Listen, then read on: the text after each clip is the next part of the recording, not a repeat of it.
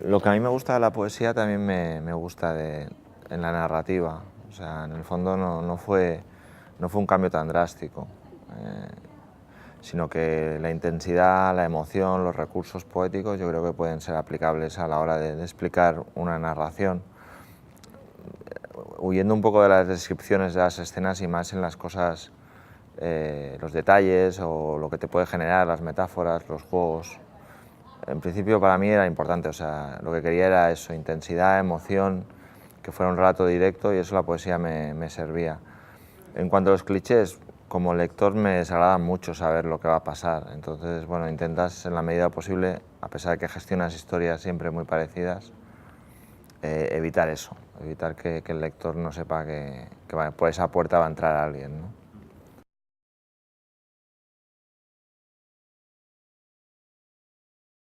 Bueno, en la novela negra española lo que no es estrictamente policial. Eso es una cosa que te vas dando cuenta cuando lo comparan con la de tradición de Estados Unidos o francesa incluso. En ese caso, a mí me han comparado a veces con una tradición de Vázquez Montalbán, pero no tanto en la estructura policial, que no lo es, sino en la visión de Barcelona, ¿no? de reflejo de un momento. En ese sentido, sí que me puedo reconocer en esa tradición, ¿no? de esa mirada de Barcelona desde las afueras. Luego hay un autor español, Juan Marsé, ¿no? que no hace policial, pero sí que es una mirada bastante parecida a Montalbán desde otro punto de vista. Y luego a nivel de estilo, González Ledesma yo creo que era un autor que probablemente me siento más identificado y con una cierta tradición.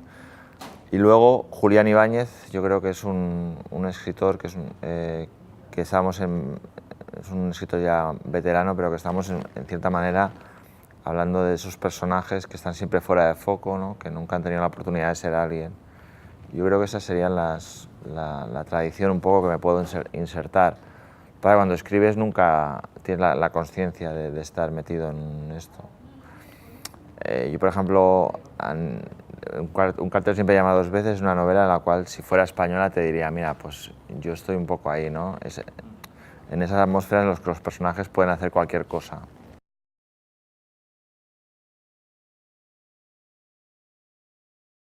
Bueno, la mirada del que viene de fuera siempre es distinta, es más limpia que la mirada del que está desde dentro, ¿no? Todos los escritores somos una mirada y la mirada es una mirada mentirosa siempre, ¿no? En el sentido de que no existe la realidad o el realismo, sino que tú en una novela, aunque estés describiendo una situación realista, aparentemente estás volcando tus demonios, tus fantasmas, tus obsesiones, y eso incluso a la hora de explicar una ciudad. Entonces la Barcelona es una Barcelona que es un escenario en el cual a mí me sirve para meter un conflicto de personajes y entonces la modifico en ese sentido. Respecto a cómo me ha cambiado, evidentemente pasamos de una sociedad en la cual se creía que se podía hacer cualquier cosa, que la gente vivía en uno de los mejores sitios del mundo, a darte cuenta de que todo eso en el fondo era una burbuja. En el fondo no distábamos tanto de la vida de nuestros abuelos, nuestros padres, y enfrentarnos a la situación de que éramos nosotros los que nos teníamos que ir fuera. Yo con la crisis he visto cosas que no había visto nunca. He visto gente más o menos que no tiene ningún tipo de comportamiento más allá de la ley ni nada, tener que esperar a la puerta de los supermercados para coger comida. Gente que podía ser perfectamente tu madre o tu abuela o tu... Eso ha cambiado en Barcelona. Entonces eso ha abierto mucho la barrera entre la Barcelona turística, que sigue siendo igual, de la Barcelona en la que vive la gente, ¿no? que es una Barcelona más dura, más difícil, más complicada y sobre todo mucho más dividida a nivel de clases sociales.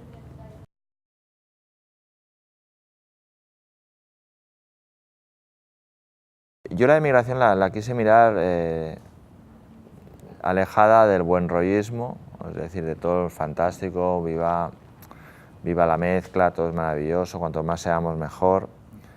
Pero por otro lado también evitar el relato xenófobo, ¿no? Es decir, el problema de una sociedad es de los que vienen de fuera.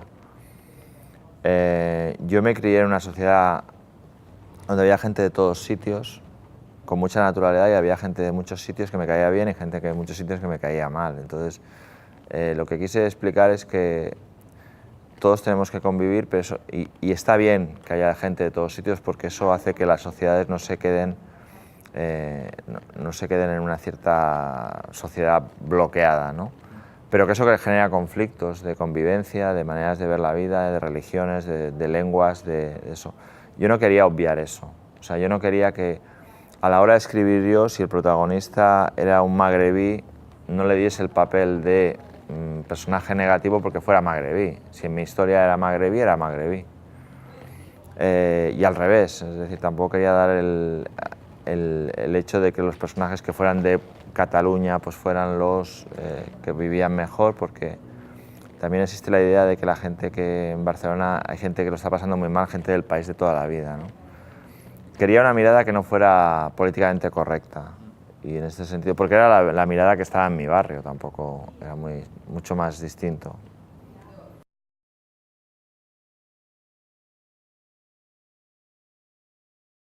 Yo creo que la crisis ayudó en el sentido de que se convirtió la novela negra o la novela policial en la novela costumbrista. Es decir, para tú saber lo que estaba pasando en ese momento en tu ciudad, tenías que ir a una novela negra. Te lo estaba explicando, desde las cosas más domésticas a las cosas más duras, ¿no?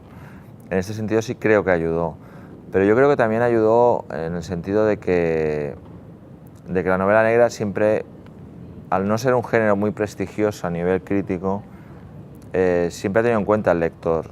Es decir, una novela negra te da lo que tú buscas, siempre. Hay autores que te gustan más, autores que te gustan menos, pero nunca te engaña, nunca va con ínfulas de alta cultura, ni nunca... Es decir, sí. Y entonces, en ese sentido, yo creo que conectó con un sector de gente que le producía entretenimiento, le decía lo que estaba pasando y además le daba lo que prometía, en un mundo en el cual nadie daba lo que prometía.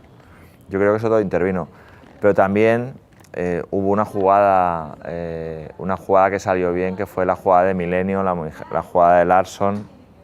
Es decir, aquello fue un tirón, de pronto se encontró un banco de lectores, ¿no? Y en este sentido yo creo que también influyó eso.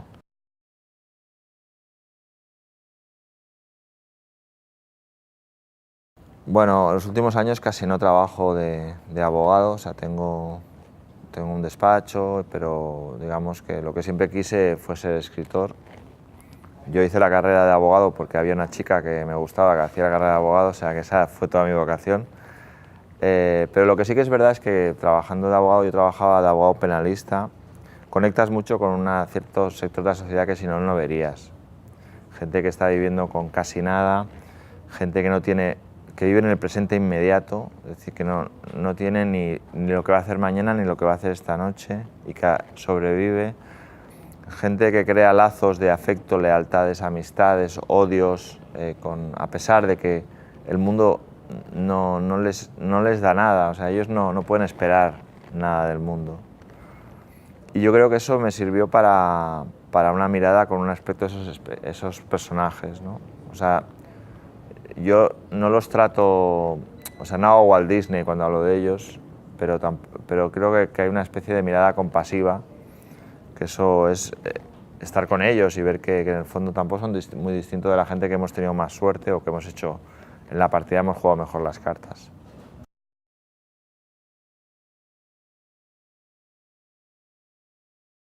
Bueno, yo fui Johnny Sanders, probablemente era la novela que yo tenía más la sensación de que era más personal, de tal manera que creía que no iba a gustar, o sea, en realidad había firmado el contrato con la editorial y no se la daba a leer porque pensaba, cuando se la lea me van a decir que no.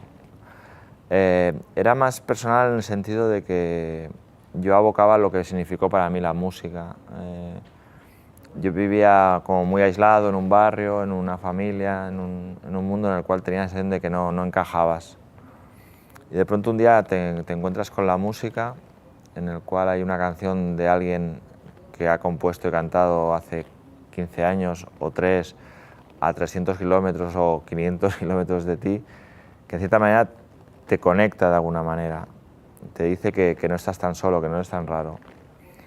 Y luego la urgencia, es decir, yo cuando salió el punk tenía 11, 12 años y entonces la sensación de que era gente que no sabía tocar muy bien, pero que era muy importante para ellos esa canción, ese momento, ¿no? Eso para mí fue muy trascendental, entonces yo quería meter eso en Yo fui Johnny Thunders, que la novela fuera como una canción, que sonase, ¿no? Casi. Y luego, como pretexto para hablar de lo que significa hacerse mayor cuando te das cuenta que la vida es algo más que una canción de 3 minutos, ¿no?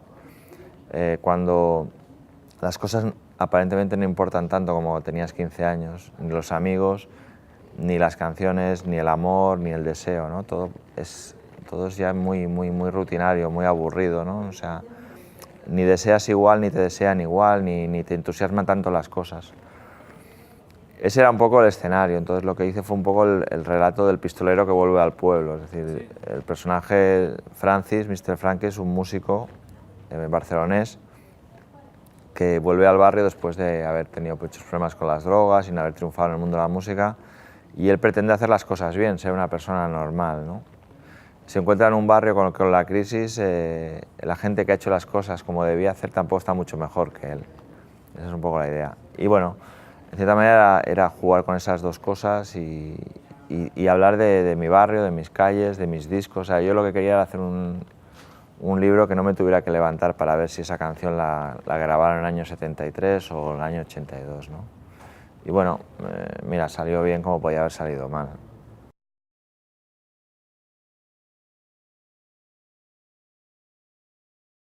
Sí, a ver, la música en el libro era esencial, no era una banda sonora, ni eran guiños, ni eran referencias, sino que era algo mucho más importante, era, digamos, de qué estaba hecha la novela. Esas canciones eran como agujeros donde esconderte, y entonces la jugada era, esto era parte para mí, no sabía si era más importante para alguien, ¿no? La sorpresa para mí como autor es que sí que lo era, pero no quería que fuera como la típica novela policial en el que entra un personaje y está sonando jazz, no. O sea, si hablas de Billie Holiday, habla del drama, habla de quién era ella por dentro, no que suena una canción. Y aquí era lo mismo, es decir, yo quería meterme dentro de lo que significa esas noches o esa vida vivida como si durase 3 minutos.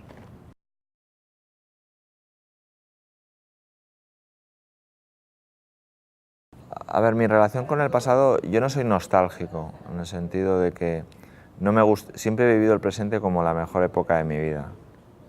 No me gustaría volver a nada. Lo que sí que, y el viaje de Francis, de Mr. Frankie, lo que sí que quiere volver es a volver a sentir, el volver a enamorarse, volver a entusiasmarse por algo, ¿no? El quitarse como si estuviera siempre con la cabeza llena de algodones, ¿no? En este sentido, lo que reivindica es eso, pero para el presente, para el futuro, no como una reminiscencia de... Me molesta mucho el discurso de, no, cuando éramos jóvenes éramos muy salvajes, cuando éramos jóvenes... No, o sea, eso no me sirve, o sea, me da igual que...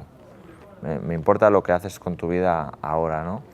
Y Francis busca eso, busca volver a engancharse a la vida, pero en este sentido, no como un reflejo del pasado. Y él cree, o sea, él vuelve un poco al barrio como el país donde le pasaron por primera vez las primeras cosas. Entonces él, en cierta manera, quiere volver a engancharse a eso. Quiere reencontrarse con su primera novia, con sus amigos, con su entorno para volver a crecer, volver a engancharse a lo que era su esencia. Es eso, no es en absoluto nostálgico.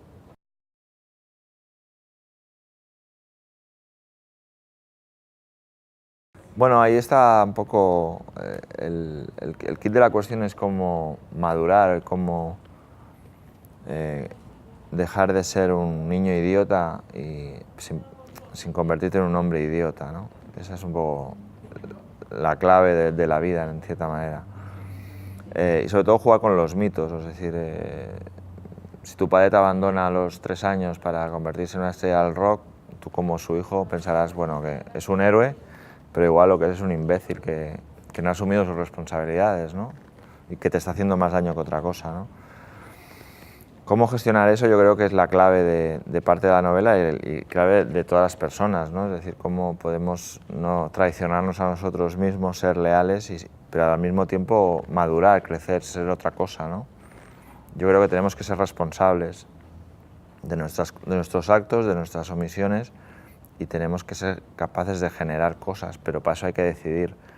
En el fondo, lo bueno de Mr. Frank es que él decide cosas, no se queda parado. El personaje de su padre, por ejemplo, es un personaje que se queda en el barrio porque no hace nada, no toma decisiones. Es una persona que de un pasado comunista, pero que en el fondo se ha acomodado y no se ha equivocado porque nunca ha tomado ninguna decisión. En el caso de Francis, sí, él juega su carta a tope, él va hasta el final. Entonces, en ese sentido, tiene posibilidad de redención, tiene posibilidad de cambiar. Y yo creo que ahí está la clave, es decir, cómo crecer, madurar, asumir tus responsabilidades sin traicionarte a ti mismo.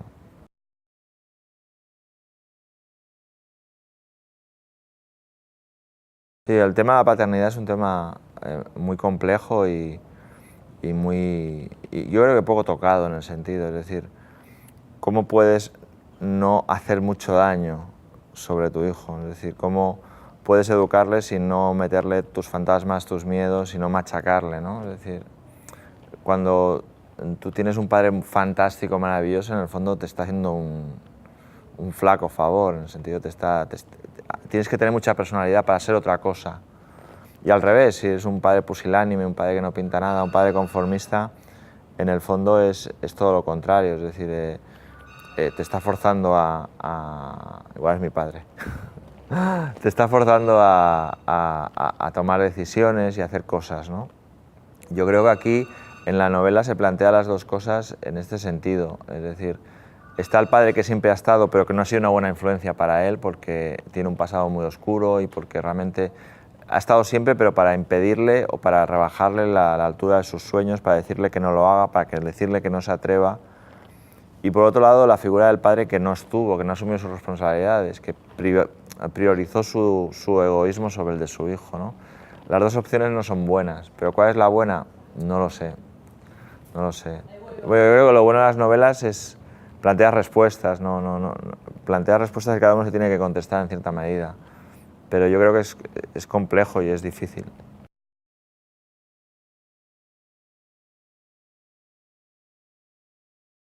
La música es un arte muy especial porque te transforma, es decir, tú escuchas una canción y te cambia el estado de ánimo. En el fondo, el que lo compuso tuvo un estado de ánimo que lo colocó allí y te transforma a ti. Una canción de rock and roll es absolutamente brutal porque no solo, o sea, es intensidad, es un bombo que te suena en la cabeza, es electricidad, es el instante inmediato, es una voz que te dice que aquello es lo más importante del mundo, que te coge de las solapas y te dice escúchame. Claro, ¿cómo compites con eso? Bueno, yo creo que son armas distintas. Lo que es cierto es que si tú consigues agarrar algo de ese ritmo, algo de esa sensación y no darle todo hecho al lector, sino que lo que tú escribes sea esponjoso, es decir, de cierta manera que también se meta de la misma manera, es decir, yo creo que te acercas a esa sensación. La música es buena porque evoca. Si la literatura consigue evocar algo, que tú puedas hacerlo tuyo, en el fondo no es tan importante que yo te hable de una canción, lo que es importante es que tú cuando me leas, tú tengas tu canción, o tengas tu sensación, o tengas esa sensación de pérdida. Y yo ahí es la partida en la que tienes que jugar. Pero bueno, ellos tienen muchos elementos, tú solo tienes un papel y un bolígrafo.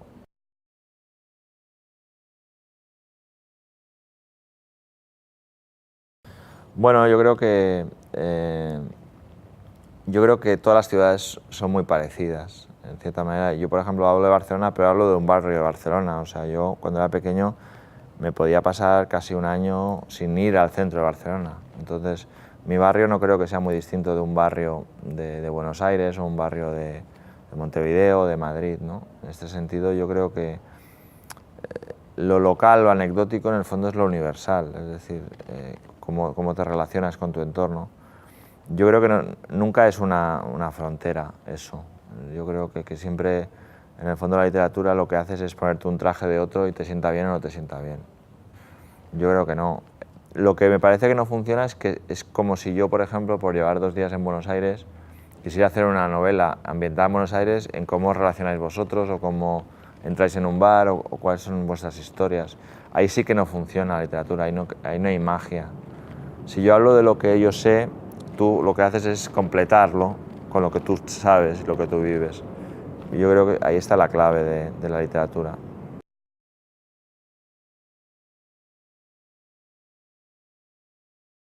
Yo creo que es un buen momento de la literatura española. Quizás no hay grandes novelistas, porque en la tradición española faltan grandes novelistas. Es decir, no tenemos como los rusos, los franceses, los ingleses. Tienes que ir muy atrás para conseguir enganchar. Pero sí que creo que hay mucha gente que está haciendo cosas muy distintas, está escribiendo bastante con la mano suelta, ¿no? Haciendo bastante propuestas interesantes en el género policial y fuera. Bueno, en realidad cómo influyó la emigración y la emigración argentina y sudamericana en general fue trascendental. O sea, mis hermanos mayores, el boom hispanoamericano que se llamó, que pasó en Barcelona, aparte de ello, porque estaba la gente literaria y estaban ahí, nos libró de toda la costra, de toda la caspa realista, posfranquista. De pronto nos abrió un nuevo mundo, nos empezó a ver que se podía utilizar el lenguaje para escribir otras cosas. Yo siempre cuento que cuando yo era chaval, tú te intercambiabas discos, te intercambiabas cómics, pero también te intercambiabas los cuentos de Cortázar. O sea, tú no tenías la sensación de que fuera literatura, de que fuera algo elevado, ¿no? Sino que era algo que conectaba mucho. Entonces, para nosotros esa tradición, la tradición argentina de autores argentinos, como la tradición de algunos autores hispanoamericanos, era nuestra tradición. Yo tengo la sensación de que conecto mucho más con ese tipo de literatura que con autores de los años 50 o 60 españoles que ni sé el nombre, ¿no? Fue trascendental. Y luego, digamos digamos la emigración argentina sobre todo fue una emigración política, muchas veces, ¿no? Con lo cual vinieron a Barcelona y a España gente con carreras, gente con un cierto nivel, con ideas, entonces aquello conectó muy pronto con la intelectualidad que había allí, ¿no? Y entonces, en el fondo, fue casi de un igual a igual, ¿no? En la relación. Y evidentemente yo creo que la literatura española no sería lo que es sin el impacto que supuso todo ese nuevo mundo.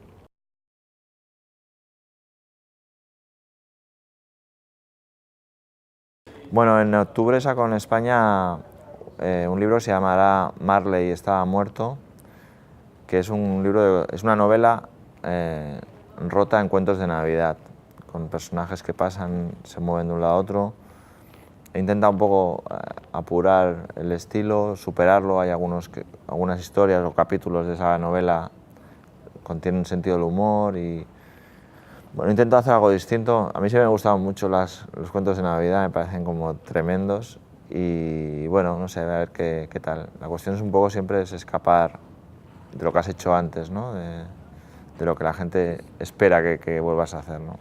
Yo no hago género negro ni género policial ortodoxo, con lo cual en realidad en estos momentos hay libros míos que se consideran policiales pero que hace 20 años se considerarían otra cosa, ¿no? Entonces yo creo que tampoco es que me voy mucho del género, sino que sigo haciendo lo que yo siempre he hecho. Lo que pasa que ya me esfuerzo, por ejemplo, no sé, yo creo que en este libro de cuentos ya no hay ningún muerto, ¿no? O sea, ya es una novela negra sin muertos, con lo cual ya es como el rizar el rizo, ¿no?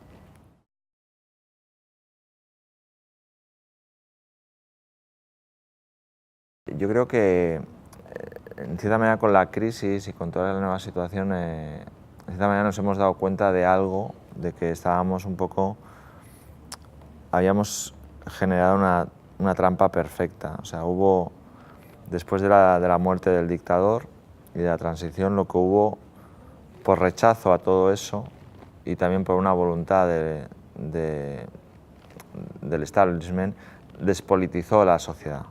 O sea, en cierta manera, lo que hizo fue que no nos interesara la política. En mi generación hubo un momento que la política era como cosa de los hermanos mayores, etcétera, etcétera.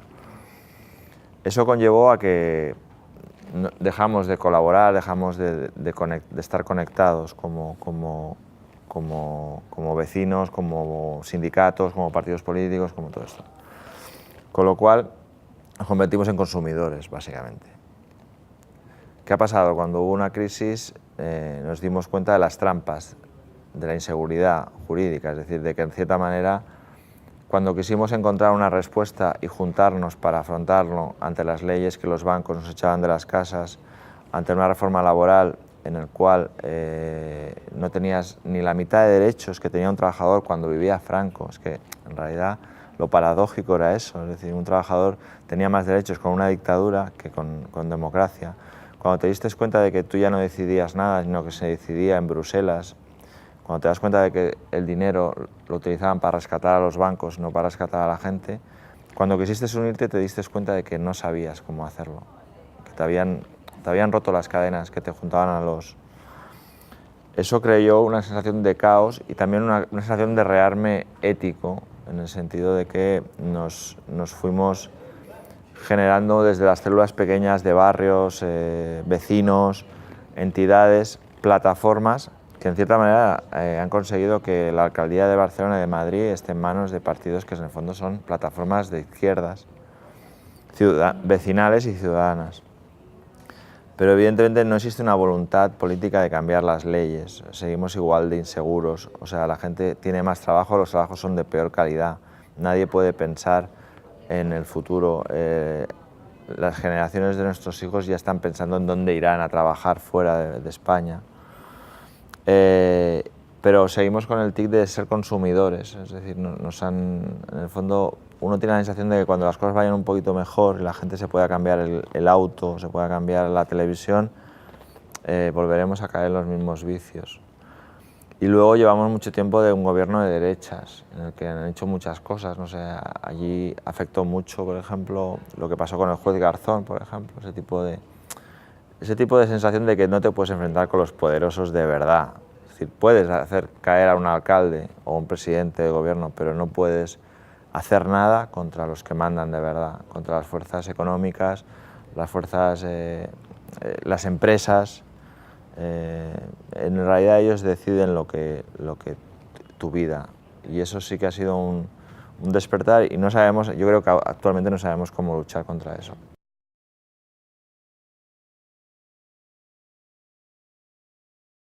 La ficción puede llegar más lejos que el periodismo, en el sentido de que la ficción, un periodismo siempre tiene que tener una prueba que demuestre que alguien decidió eso o que se hizo eso por esto.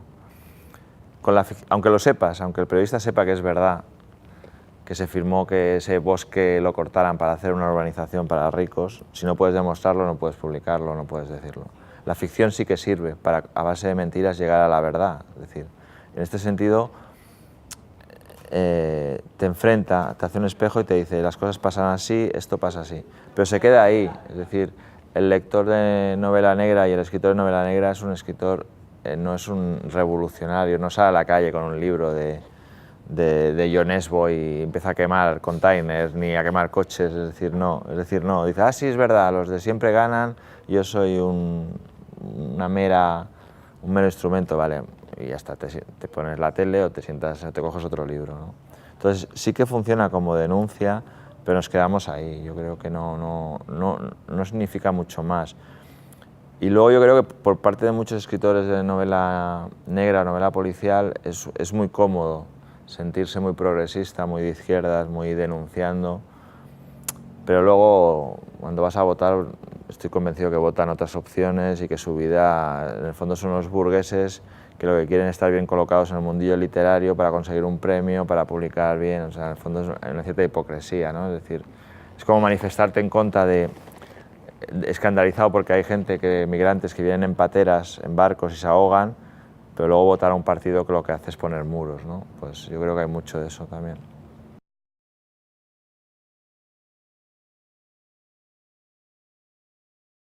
Bueno, yo creo que la novela gráfica, cuando retrata esos mundos, yo creo que utiliza un punto de vista poético. Es decir, no me gusta la novela que retrata los bajos fondos cuando es excesivamente descriptiva. Yo creo que la novela que me gusta a mí es una novela emocional y evocativa. Y eso, cuando tú te enfrentas a un cómic, a una novela gráfica, te plantea una serie de elementos que es un recurso muy poético. O sea, la calle tiene lo que tiene la bolsa de plástico, tiene el mendigo, tiene esos edificios hechos de una manera determinada para que creen una sensación, me interesa mucho porque está muy, muy cerca de eso, ¿no? Eso también lo hace el cine, te enfrenta. Entonces a mí me gusta porque es una manera, de cierta manera emocional, de conectar con una historia, y creo que personalmente como lector o como de cómics, de libros y de cine o de canciones, me gusta la conexión emocional con las cosas. No me interesa que me expliquen algo en un sentido intelectual o eso. Y yo creo o sea, por ejemplo, el autor de Spirit, Will Eisner, cuando te metes en alguna de sus cómics o novelas gráficas, estás leyendo una historia, pero estás leyendo 300 historias. Y además tiene mucho que ver con utilizar un género denostado, que no es crítica, los críticos no valoran, como también es la novela negra, para hacer algo más grande que otros proyectos culturales mucho más pretenciosos.